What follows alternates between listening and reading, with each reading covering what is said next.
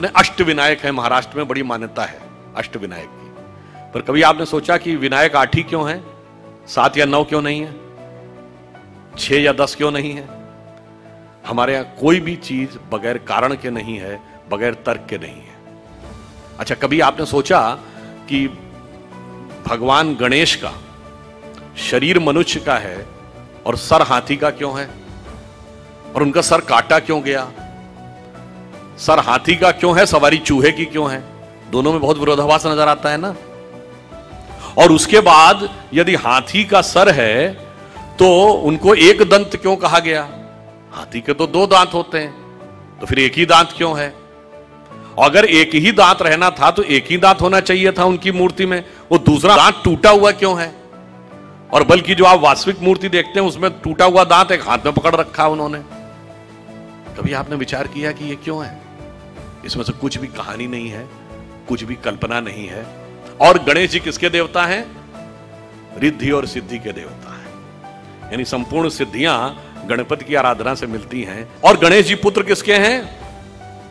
शिव पार्वती के। और शिव ने ही सारे आगम ग्रंथ दिए हैं, यानी जिसको आप कहते हैं ना, आपकी चेतना के जागरण के सारे स्वरूप भगवान शिव ने दिए हैं। अब समझिए गणपति के सारे जो स्वरूप हैं इनका अर्थ और तात्पर्य क्या है।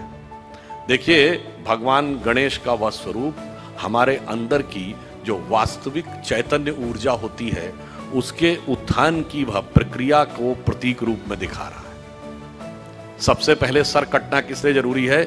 वह आप अंदर की यात्रा करके अपनी कुंडलनी शक्ति को तब जागृत कर सकते हैं जब पहले आप अपने अहंकार को नष्ट करने में सफल होते हैं। तो आपका सर कटने का स्वरूप प्रतीक ये है।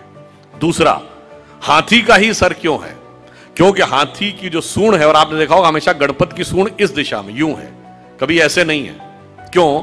वह उस शक्ति का प्रतीक है जो अपवर्ड्स है, यानी जागृत शक्ति, आपके शरीर की कुंडलनी की शक्ति जब वो ऊर्ध्व की तरफ होती है उसका प्रतीक है। और हाथी इसलिए है कि हाथी के मस्तक में गज मुक्ता कहा जाता है।